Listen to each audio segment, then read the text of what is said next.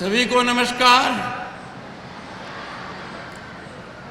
Honourable governor of Madhya Pradesh Shri Mangu भाई सी पटेल जी अपने आप में जो कहते हैं ऊर्जा का संचार कर देते हैं।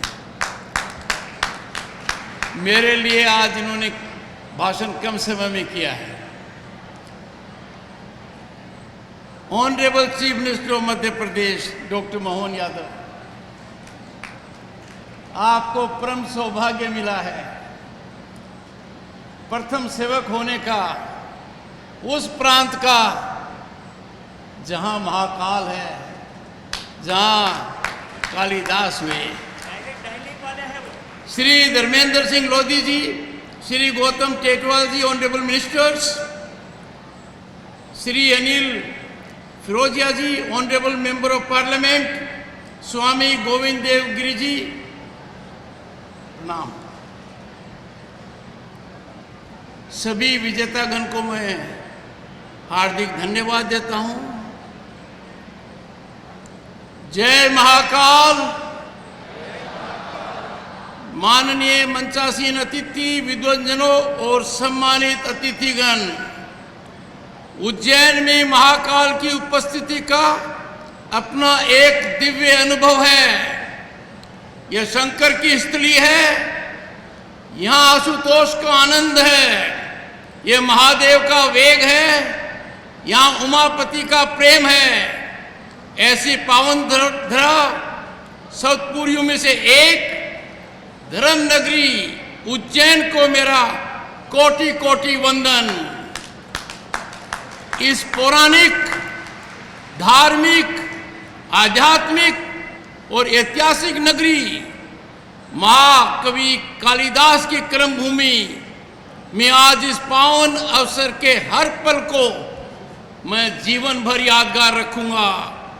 मेरे लिए यह अविस्मरणीय और सदा स्मरणीय गौरव का पल रहेगा। ये वही धरा है जहां सांदीपनी आश्रम में भगवान श्री कृष्ण ने अपनी शिक्षा दीक्षा ग्रहण की थी। कवि कालिदास को आकर यहाँ ज्ञान की प्राप्ति हुई और भर्तृहरि को ज्ञान का प्रकाश मिला।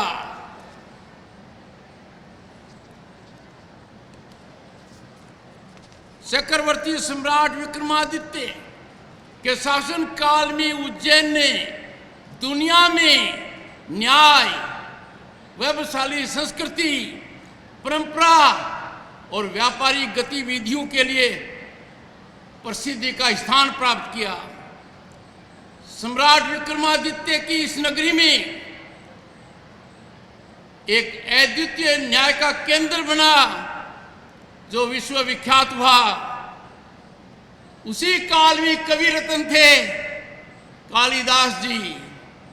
वे कवि कुलगुरु थे, यानी समग्र कवि समुदाय के वो गुरु थे, कुलगुरु।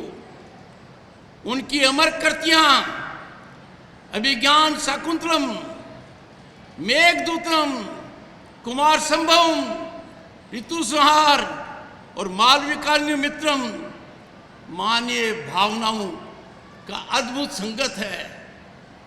ऐसा संगम है जो हमारे लिए सदैव प्रेरणा का स्रोत रहेगा। इन रचनाओं में आप देखेंगे मानव और प्रकृति के बीच एक अटूट रिश्ता, प्रेम की पवित्रता, जीवन का सात्विक सत्य, ये सब चित्रण इनमें मिलता है। सम्मानित महापुरुषों, आज की ज्वलंत समस्या पर्यावरण की है। इसकी ओर हमारा ध्यान महाकवि कालिदास की रचनाओं से मिलता है। उनसे हमें बोध होता है कि पर्यावरण संरक्षण और सर्जन हमारे अस्तित्व के लिए अहम है। जागरूकता से जलवायु परिवर्तन के गंभीर समस्या पर सभी को ध्यान देना चाहिए और हमें याद रखना चाहिए कि हमारे पास पृथ्वी के अलावा दूसरा कोई रहने का स्थान नहीं है। यह अत्यंत गर्व की बात है और माननीय मुख्यमंत्री डॉक्टर मोहन यादव साधुवाद के पात्र हैं कि मध्य प्रदेश सरकार में आज के दिन कला और साहित्य को संजोने के लिए जो भूमिका निभा रहे हैं वो अनुकरणीय है, सराहनीय है। और आज का कार्यक्रम माननीय मुख्यमंत्री जी, इसका प्रणाम है, ये प्रमाण है। ये कार्यक्रम आज का ये 66वां अखिल भारतीय कालिदास समारोह हमारी संस्कृति का प्रतीक है। हमें याद दिलाता है कि दुनिया में हम कितने अद्भुत हैं। भारत जैसा कोई दूसरा देश नहीं है जिसके पास ऐसी सांस्कृतिक विरासत हो। आज इस अवसर पर हमने विभिन्न कला विधाओं के श्रेष्ठ साधकों को सम्मानित कर रहे हैं।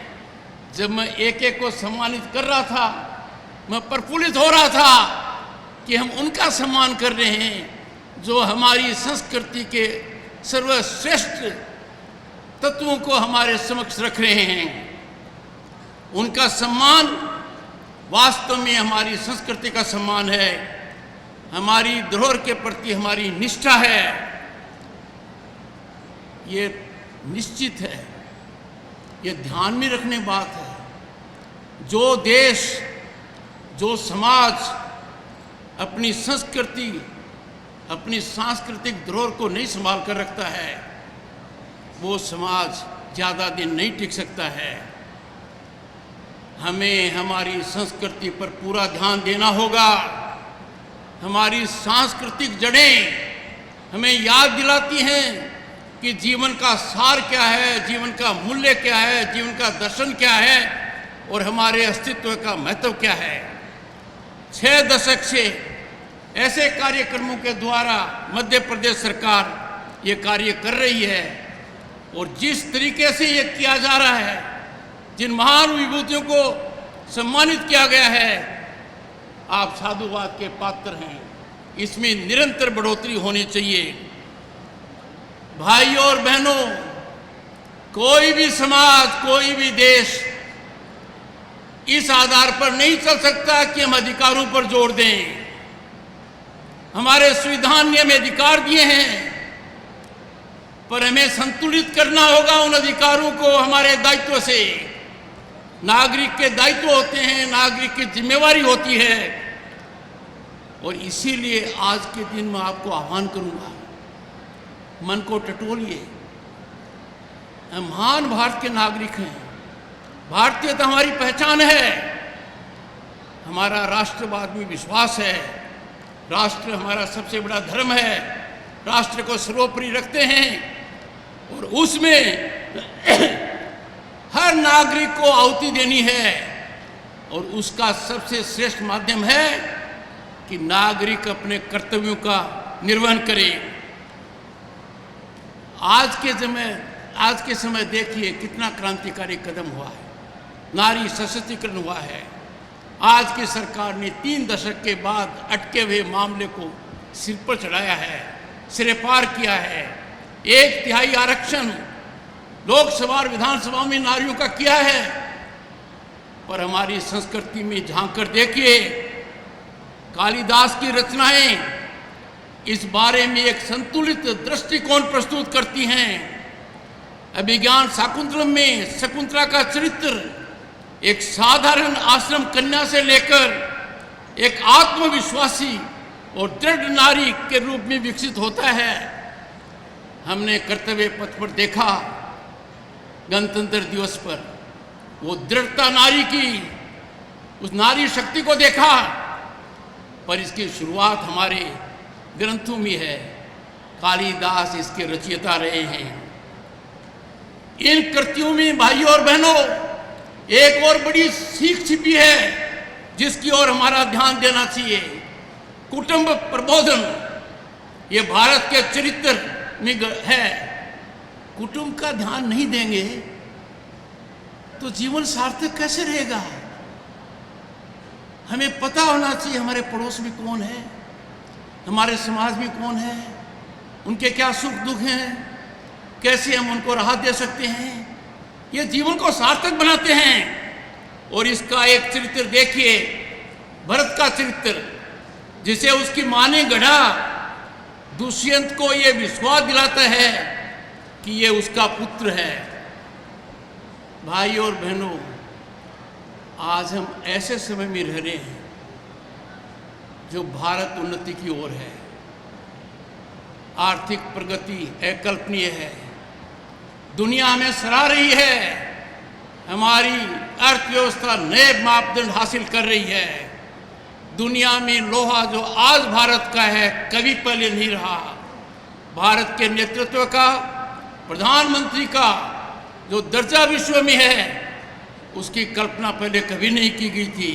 और ऐसी स्थिति में जब हम पाते हैं कि हर कोई भौतिकवाद की तरफ जा रहा है, इतने व्यस्त हो जाते हैं कि हम अपनों को नज़रअंदाज कर देते हैं, अपनों का ध्यान नहीं देते हैं।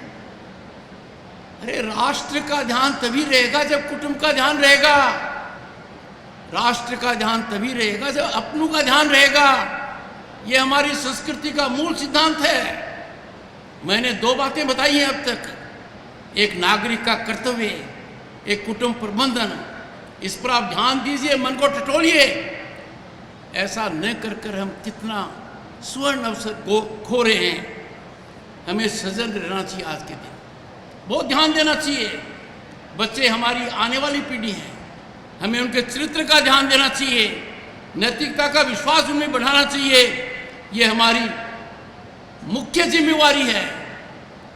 बहुत अच्छा है हम कल्पना करें, आकांक्षा रखें, बच्चा डॉक्टर बने, इंजीनियर बने, अफसर बने, उद्योगपति बने, पर सबसे ज़्यादा ज़रूरी है कि बच्चा अच्छा नागरिक बने। वो नागरिक के महत्व को समझे, नागरिक के कर्तव्य को समझे। और इसी से एक चीज उत्पन्न होगी जिसकी भारत में सख्त आवश्यकता है आज के दिन, जिसको जगह जगह से चुनौतियां दी जा रही हैं, सामाजिक समरसता। भारत हमेशा सामाजिक समरसता, विश्व शांति और सबके कल्याण को दृष्टि में रखता है।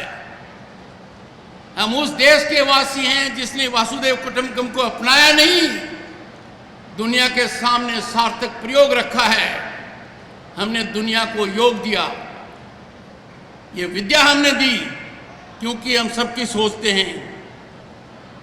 मेघदूत प्राकृतिक सौंदर्य का अद्भुत नज़ारा दिखाता है, पर मेघदूत हमें यह भी दिखाता है, इस प्रकृति के साथ खिलवाड़ मत करो।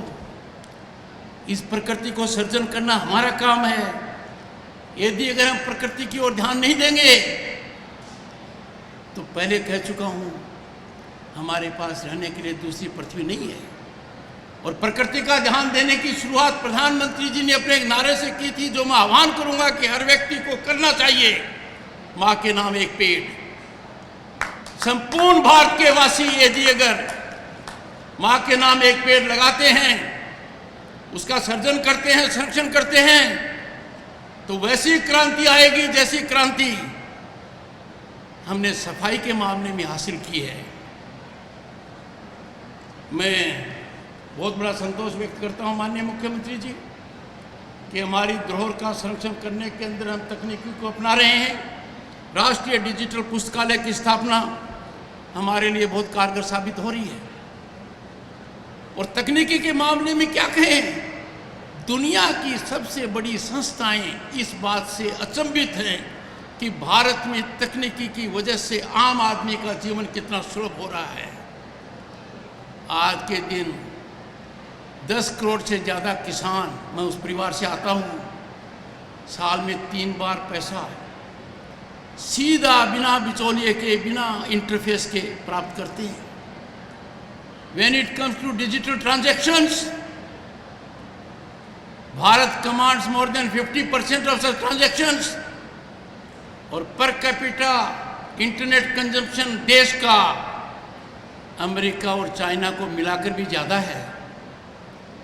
आज के दिन भारत एक ऐसा वातावरण प्रस्तुत करता है जहां हर व्यक्ति को एक मौका है, अवसर है कि वो अपनी प्रतिभा चमका सके, क्योंकि सबको समान अधिकार है, कोई एक दूसरे से बड़ा नहीं है।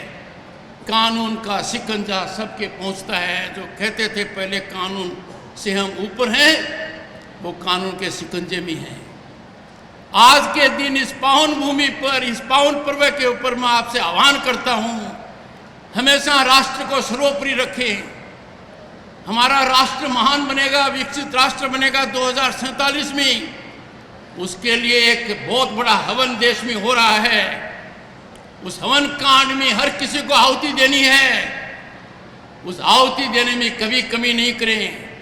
2047 में पूर्ण आहुति होगी और निश्चित रूप से भारत दुनिया का सिरमौर होगा। मैं यही कहूँगा अंत में, शरीर नश्वर है परंतु कीर्ति सदैव अमर रहती है। ये वाक्य मेरे नहीं हैं, ये महाकवि कालिदास के हैं। ये हमारे जीवन दर्शन का मूल आधार होना चाहिए। आइए हम सब मिलकर महाकवि कालिदास की इस अमूल्य विरासत पर गर्व करें, दुनिया में इसका प्रसार करें और सर ऊंचा उठाएं कि भारत एक अकेला देश है दुनिया में जिसके पास 5000 साल की सांस्कृतिक विरासत है। और दुनिया के बड़े देश जहां साधारण गति से प्रगति कर रहे हैं, भारत की प्रगति सबसे ज़्यादा है। आपको बहुत बहुत शुभकामनाएं। मैं आपके मुख्यमंत्री को धन्यवाद प्रसिद्ध करना चाहता हूं कि उन्होंने मुझे इस मौके का फायदा उठाने का सुअवसर दिया। यहाँ पर आना मेरी आत्मा पर असर डालता है। यहाँ से मैं एक ऐसी ऊर्जा लेकर जा रहा हूँ, ऐसी शक्ति लेकर जा रहा हूँ कि भारत माँ की सेवा करने में कोई कमी नहीं रखूं। जय महाकाल, जय महाकाल।